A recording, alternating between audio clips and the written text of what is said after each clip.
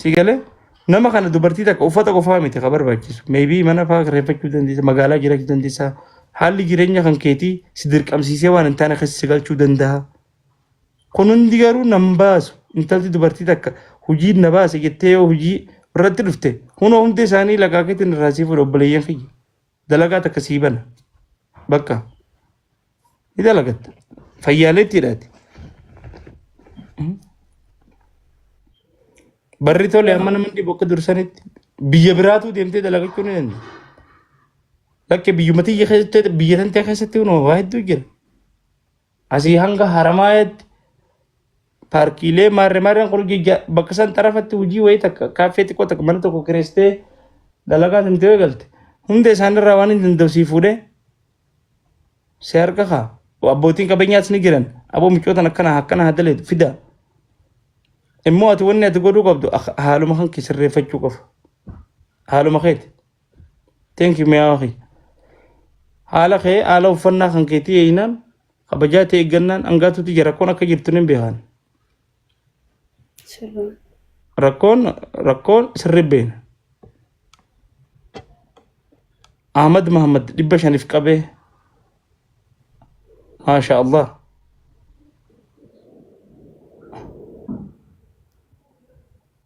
Wallahi if qaba gargaara miccootan keessan naa barreessa ama keenya namni dandeessan naa barreessan ni gargaaran sappoorti goona maaliif sababaa keenya namni tokko obboleettiin teenye takka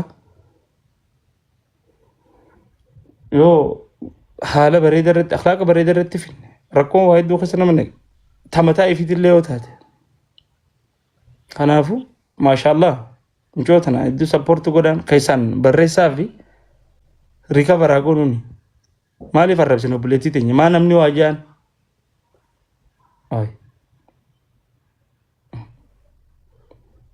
ankum kudha wallaahi hangaatu eejee doolaara 200 hangaatu wallaahi hunoo keessan siyaa barreessanii doolaara 200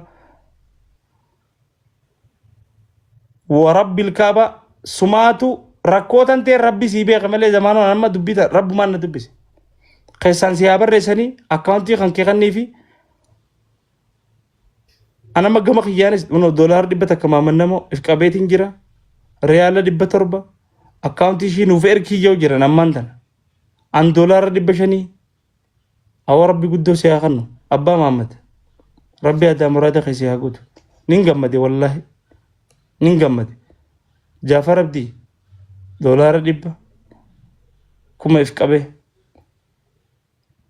jista ka takka beeta ozoon beeyne haalli jiru kun amma badaasi godha nin beek naaf gala mi'aawaa doolaara 300 erkaaf wallaahi naan je warran sirritti amanuu fi obboleeyyan wajji guddanne obboleeyyan rakkoos beeku waa hunda beeku amma obboleeyyan kiyya keenya kun kanaafu mee akkaawuntii kan keenaa kan nigdi baankii amma siyaana kan yoo soteessu hanga siina kan walirratti daatennatti himtaan gaatuuti bakka bareedduu ni si fadhaa beeka bakka bareedduu takka illee akka geessee nullee maqaan oggootee haadhaaf abbaa keessa obboleeyyan keessa akka maqaatti gootu ni beeka.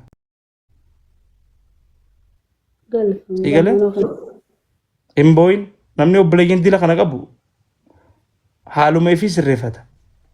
Alagaa'uu ni gargaara namummaadhaan nama bakka biraatu nama gargaara. Kanaafuu uuma kana keessaa bahe.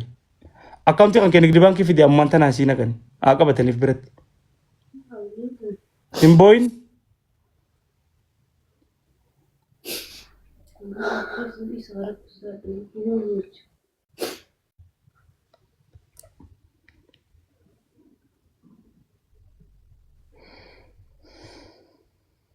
Reyaala Suudii 3,000 galchaaf galatoom obboleessa kiyya rabbi si haa ta'u.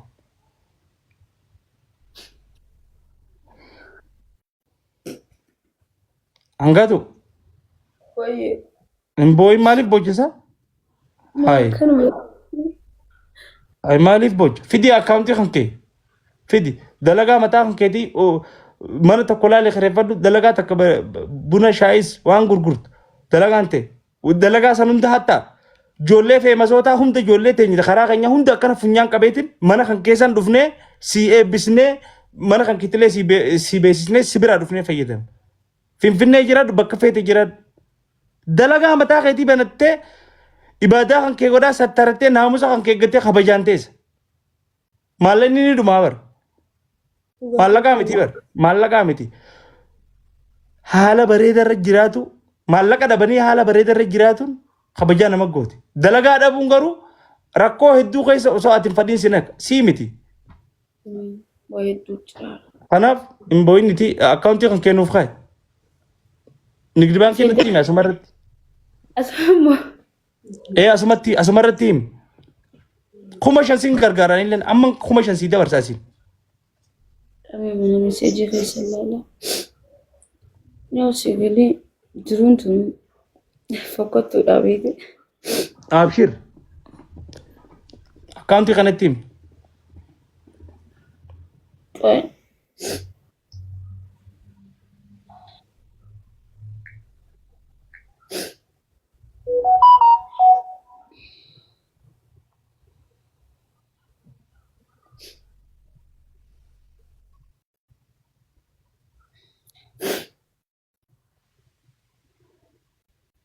Asumarratti dhima. Kuma takka. Qoy haa qabatan isaanis.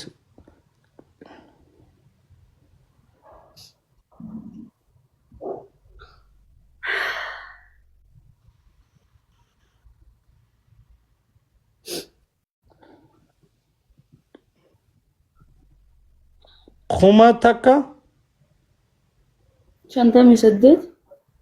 58. 58. Duwwaa duwwaa. Duwwaa duwwaa. 77. 77. 82. 82. Sadii. Sadii. 82 sadii. Hangaatu Muhammad Umar Zakir.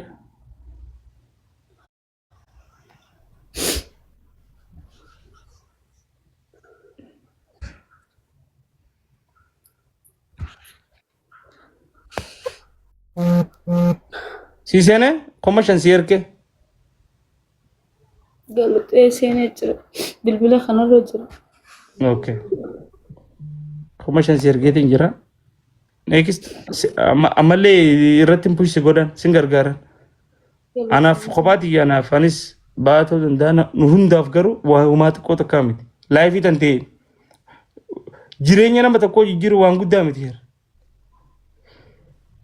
Haala keessa kana jiru kana keessa nama tokko baasanii recover godhanii ibadaa isaa godhaa maatii isaatiif sanattuu ijoolleen karaa keenyaan maatiif jiratti. Yoo biyyaa baane maatiif jiruun teenya guutuun maatiif. Yoo rakkoo hamtuu seenne immoo maatirraayis fagaannee dhokannee jiran yeroo kanaatti yoo tole namni mataa isaatiif. Kanaafuu hangaatu maqaan wanni ijaa. Kuno akkaawuntii koomatti jala barreessuuf jiranii. Qoy. Kuma takka 58 duwwaa duwwaa 77 823 kanaami. Okay. Qabatu jiranii. Koomantii warri koomantiidha. Maqaa guutuu nu feesisaa nuti jiru jiranii maqaa qoynaa si kanna. Oi. Maqaa qoba kataba akkaawuntii taruma takka katabaa dhiisaa guys. Akkaawuntii taruma takka kataba. Akkaawuntii taruma takka katabaaf. Maybe as jala warning ifaan agarsiisa yoo heddummaate.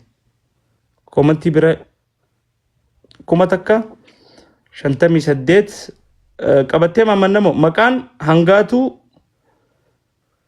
Ahmad Zakir.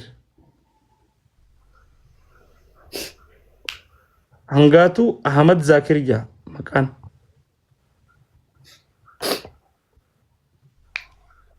Maqaan opining godhanii. Akkaawuntii kana yeroo hedduu gisee pin godhan wanni nama godha. Warri wanniidhaa godhame warri mooditara qabdan. Hangaatu Ahmad Zakir ja maqaan nu as jala laaladhaan warri biyyaalaa jirtan. Akkaawuntiin ishii immoo kuma takka hanguu gastii qottu na bira. Ayyee. Mana kan kee cufe asiin qottu na bira. Namni biraatti saaseenu. Qoon na bira kan kee cufe qoon mana kan kee. Ayyee. Na obboleeyyan kiyyaa nama tokko komachurra obboleettii teenye takka arrabsurra haala kana keessaa baasu nama kana hedduu namni rakkootu waa hedduu nama naqa. Kanaaf wallahi hedduu isin galatoonfatuun fadhaa. Asumaanuu namoonni ishii gargaaruuf feetamee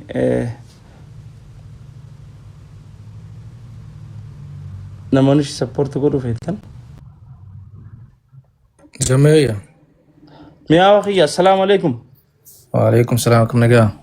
Awoo rabbi adam muraada keessi haa guutu gaa wallahi na gammachiiste beeku. Wallahi hedduu qalbii na jabsite joon na waajjifteera. Yaa. Maaliif? Micoon tun laal nama hedduu qalbii mataa lafuu. Namni kun akka malee nama godha intala dhalaa takka gisee magaalaa jirtu akka dhiiratti jiruun isin laaffattuu beektaa waa hedduu namni jireenyuma kana mo'atuufi laayina hedduu qalbii si cabsu seena beektaa. Dhugaa. Nama osoo akkanuma jajin goone argitee akka kanatti fidheessanii. Tijee welcome. Akkamai fidheessanii nama rakkoo isaa hubattee. Waalaikum salaam. Akka obboleettiitti bira dhaabbachuudha wanni guddaan sanii gartee nama arrabsitee daran keessa fageessuun karaa rabbitti illee waan akkas hin fayyadu ni beektaa. Tijee kiyya wallahi. Ilma namaa kana waan inni keessa jiru hin beektu ni beektaa. Yes. Nuti asii ilaallee agarra malee. Mee nambara gaafadhu ani aappiin erga beektaa bakka hojiitiin jiraas. So aappiirraa malee erguu hin danda'u. Telefoona gaafata aappiin. Anguru wanni khairgi lakkoofsa kan kee.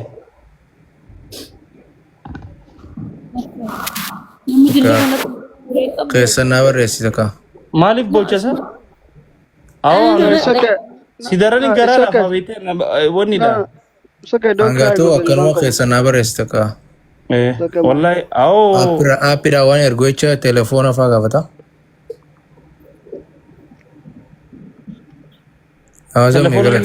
Lakkoofsa illee ittiin. Maaliif namni akka keetii kanatti approach nama godhe nama hedduutu beekinaa laayina deebi'a namni asirraa wal arrabsuu malee. Boo namni barjiru namaa tana barre. Maal haajamtee takka argite. Namni dura san laaluu qaban beektaa osoo jaji nama hin goone. Yes. Ati hedduu galatoomi wallaahi. Maaliif akka bareedaadha. Inaa akka isiifillee galutti akkasi gorsteeni. Akka isiin si gammaddutti argite. So namni akhlaaqa tolee gartee amala bareeda nama dhiyaachuu qaba. Waalaikum salaam. Waalaikum salaam tala barakaatu. Dheeratu naa barreeste. Wallahi akka malee beekaa duraan illee zameen akka malee nama gaaraa laafessa. So waan hedduu bareedaadha. Anilleen 15,000 ergaa fi bilbilallee anilleen na gaafata. Bilbila aanaa ergitu ammoo nuti waan har'a zamaanoon ishii gorse kanarratti gana arguun feenu rakkoo yoo qabaatte rakkoo ishii akkana godhu yoo qabaatte zamaanotti haa himtu. Straight away waan barbaachisu hunda ni goonaa fi waan rabbiin hin jaalanne takkallee hin dalagin ibaadaa kee godhi maalleeni bareedaa yoo sii seene immoo gara dalagaa seenii waan barbaadde zamaanoon hordofee aanu beeksisu irratti gargaara. Nuti nama karaa deemaa jiru gargaaraa jirra zamaanoon ni beeka waan ta'eef nuti si gargaarra akka malee. Zammee nuti warri amma erguu barbaannu aappii taaptaap tokko fayyadamna. Warra aappii fayyadamu hunda telefoona gaafata. Hangu fooloon adeemsi 50 siif erga maqaa keetiif boonna keen abarge. Awoo umrii naa dheeratu. Wallahi arra hangaatu osoo ta'eef wallahi ana furte obboleessa kiyya wallahi rabbi si haa gammachiisu. Okay, zammee kai anytime my brother. Awoo namni jiruu haa beeku hawaasummaa haa beeku. Ruutiinaalleen ergiteef amma kuma ergiteef nayiteef jirtu. Thank you Ruutiyee. Angaatu keessaa nu barreessime nambara. Anillee teksi mi. Anaabillee lambara fi maqaa kee guutuuf akkaawuntii teksi na katabsi kasan. Bakka dalagaatiin jira aappii taaptaap yoo tokko hin ergu deema sun immoo telefoona nama gaafata beektaa. Angaatu bilbila kee. Telefoona kee kan teefi angaatu. Milama. Barreessuun danda'u naa barreessi aan naa barreessi. Meen ayee Ergiif kaysaan ergiif namni si cinqaa hambara godha. keessan ergi namni si rakkisa. يا خسا Namni barbaadu keessan as gaafatu. Follow na godha asin deebiseetiin barreessa. Laa maquma isaanii keessa gattu qasumarraan isaan Yaa maqaa rakkatu. kiyya irratti qituma. Ani follow si godhee hin jirama. Anillee si godhaa hin ofooloo si godhe. أنا لسه قريت إنجرا يكجر Awo tiyya kiyya habibi. Awo yaa fannaana kiyya muka. وسوك إذا ما Wallahi خير ولا nu يجي furte wallahi rabbi si afur mucaa rabbi si afur. مانغو guys Gommaan kee nagaa karaan nagaa. thank Si you haga so much machiisu bareedaa kiyya. Mi'aawaa Thank kiyya. you. Mi'aawaa ati gaasilaati. Isigaa wallahi laazim. Shir zammee. Rabbi aadaa muraada keessi haa guutu. Waa hunda rabbi si haa laafisu. Nama hundaa waliin waa milkeessu. Maaliif obboleettiin teenya takka sababaa keenyaa bar laayifii tana keessaa seef ta'uu waan guddaa bar. Nama tokko bar gargaartee qomattee bar umaatii miti bar. Salaamu alaikum. Uma Alaikum salaam wa rahmatullah. Akkana godha nama amma gargaaruu fedhu ol babaasaatiiti. Akkasiin namni akkasii jalaa gadaa kun akkasii bareedaadha. Takka takka tuqaa namni gargaaruu feetanii. Waan bareedaadha. wallahi garana balleessa. Anarra osoon wallahi Garuu ishiin ammaa qarshii kana ammumaan tana bakka hojii uummatuu qabdi. Maaliif Yes. guyya guyya irraa waggaa tuttuqanni badaa beekte? yaa ujiin murteessaadha. Inshallah zammee gizeen biyya dhufe egaa waan takka irratti arguu qabna. Okay inshallah. Moor gargaara gosillee. Yes ni gargaara namni beektaa tattaaffii kee laalaa beektaa.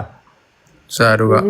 Bar maallaqa qofa osoo hin ta'in ka hojii nama godhu tattaaffii kan keeti. Ati har'a yoo Bizinesuma fedhe haa ta'u waan isii gartee waan hamilee ittiin qabne dalaguunis gaarii miti beektaa. Bizinesa keessaa waan isii gammachiisu gartee waan takka itti banattee. okay San irratti immoo gizee waan xiqqoo agarre nutis hamilee horannaa moor sappoorti waan beektaa. dhuga. Obboleetti teenyaa ijoollee biyyaati. Warri gargaaruu feetan warri akka dhugaa gargaaruu feetan qoftiin nambara takka tuqaddaa ol baati waan gargaaruu feetan gargaara obboleetti teessan. Akkaawuntii meerra nuti. Namni agartee namni osoo akkuma hin feenetu akka hin feene si godha ni beektaami gizee.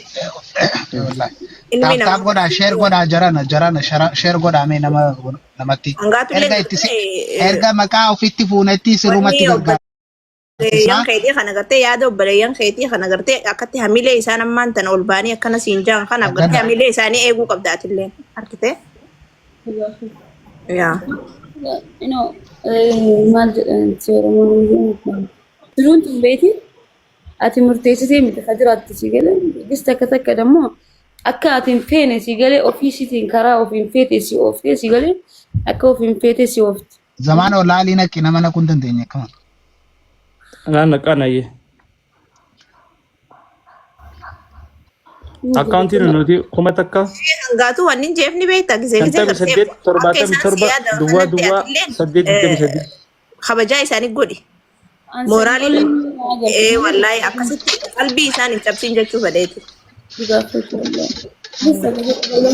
Dubbatteeti waan harkaa qabu takka dubbattee an akkasii mitettee falmatan amma gisee iddoo ollaayina kanarra wanni waa dubbattee falmattee inni akka ulfaatu. Hangaatu. Hangaatu. Kuma soddoma si seenee ilaalimee tanaan Masha Allah. hammaan tana seenee. Affaamii ijoollee. Asirraa deliver jaa. Maybe xiqqoo ture seenaayyee. Jaafar Yusuf. Assalamu alaikum. Waalaikum salaam wa rahmatullahi wa barakatuh. Kamu jekka zamanu. Nagaa wallahi alhamdulillah. Anillee na furtama takkan naqa fe man tada lamman naqa furtama. Aboo rabbii wallahi laa jiru Allahu bareedu. akbar. Shiishee kan. Waa hunda rabbi si haa qajeelchu. Amin amin amin. Wallahi abbu torbatti. Hangaatu ganaa wanni deemtee nutu gartee hoggas wal garra qumtaan deemte. Akkasi amman naqa fe ilaali. Aya akkaawuntii isinii himnu. Akaante erga qabadde akaante jira qabadde. Haya maqaan eenyu yaa kan kee. Khayyato wani Jaafar jaa naat si naqa bitama si naqa. Hangaatu seenee. Ani kano kuma soddomii saddeet akkana akkasii jira garuu hanga sun hin dhufan. Soddoma maanta na kan ergaasi seenee jaa. Sibira seenee jaa faami deeqaa shanfaa booda Na seena. bira akkas jaari sita qaba. Deeqaa kudhanfaa booda. maybe Gaari system ni system update ergadame. ngodu wala straight away ngodu. Xiqqoo deeqaa. WhatsApp irratti si ergaa eezame resita. Hogguu siidhaaf seene maqaa wajjin ni baasaame. Ni baas. Nama ergite. Akkasitti maqaa nama ergee asii himtu isiin. Maqaa wajjin baasii sinaan Okay. miti akkas. Jaafarilleen Nama as jala moo nama ol baastan at least maqaa irraa barreessaatuma. ዘሜ እሷ ስም ዝርዝር ትንገርክ። አዎ ልክ ነች። maqaa qabachuu qabdi ishiin. አዎ ስም ዝርዝሮቹን ትንገርክ። እንደዚህ እንደዚህ Anamma maali beektaa ishumarratti akka deemuu fadha maaliif Amma zammee laa amma moor gargaarsa isii haga gorsitus gorsitee ilma namaati namni kuni amma immoo gargaarsuma isirratti fokkasaa goonu eertee tuumaash nama push godhullee gaarii miti. خرقيان سو جري جرام جزء بريان زمان جزء سته خيا خرقي عشان طبعا جرام جزء بريان Iddoo seenami. الرشيدة أما شو زمان تقدر إن شاء الله ما Okay. جرام جزء Thank you. بريان TJ. Amma seene jetteen saaqiyya.